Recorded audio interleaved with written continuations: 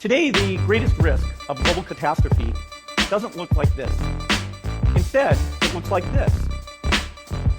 If anything kills over 10 million people in the next few decades, it's most likely to be a highly infectious virus rather than a war.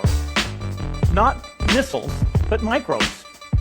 Now, part of the reason for this is that we have invested a huge amount in nuclear deterrence, but we've actually invested very little in a system to stop an epidemic. We're not ready for the next epidemic. You can have a virus where people feel well enough while they're infectious that they get on a plane or they go to a market. The source of the virus could be a natural epidemic like Ebola, or it could be bioterrorism. And so there are things that would literally make things 1,000 times worse. In fact, let's look at a model of a virus spread through the air like the Spanish flu back in 1918. So here's what would happen. It would spread throughout the world very, very quickly. And you can see there's over 30 million people die from that epidemic. So this is a serious problem. We should be concerned. But in fact, we can build a really good response system. We have the benefits of all the science and technology that we talked about here. We've got cell phones to get information from the public and get information out to them. We have satellite maps where we can see where people are and where they're moving.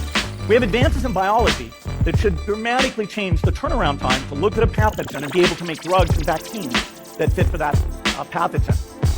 So we can have tools, but those tools need to be put into an overall global health system, and we need preparedness. The best lessons, I think, on how to get prepared are, again, what we do for war. For soldiers, we have full-time, waiting to go. We have reserves that can scale us up to large numbers. NATO has a mobile unit that can deploy very rapidly. NATO does a lot of war games to check, are people well-trained? Do they understand about fuel and logistics and the same radio frequencies? So they are absolutely ready to go. So those are the kinds of things we need to deal with an epidemic. What are the key pieces? First is we need strong health systems in poor countries. That's where mothers can give birth safely, kids can get all their vaccines, but also where we'll see the outbreak very early on. We need a medical reserve corps. Lots of people who've got the training and background who are ready to go with the expertise. And then we need to pair those medical people with the military, taking advantage of the military's ability to move fast through logistics and secure areas. We need to do simulations, germ games, not war games, so that we see where the holes are. The last time a germ game was done in the United States was back in 2001, and it didn't go so well. So far, the score is germs 1 equals 0. Finally, we need lots of advanced R&D in areas of vaccines and diagnostics. There are some big breakthroughs, like the adeno-associated virus, that could work very, very quickly. Now, I don't have an exact budget for what this would cost, but I'm quite sure it's very modest compared to the potential harm.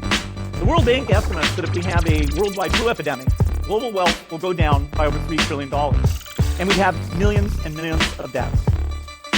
These investments offer significant benefits beyond just being ready for the epidemic. The primary health care, the R&D, those things would reduce global health equity and make the world more just as well as more safe.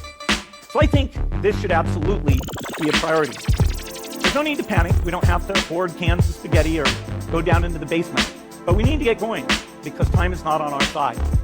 In fact, if there's one positive thing that can come out of the Ebola epidemic, it's that it can serve as an early warning, a wake-up call to get ready. If we start now, we can be ready for the next epidemic. Thank you.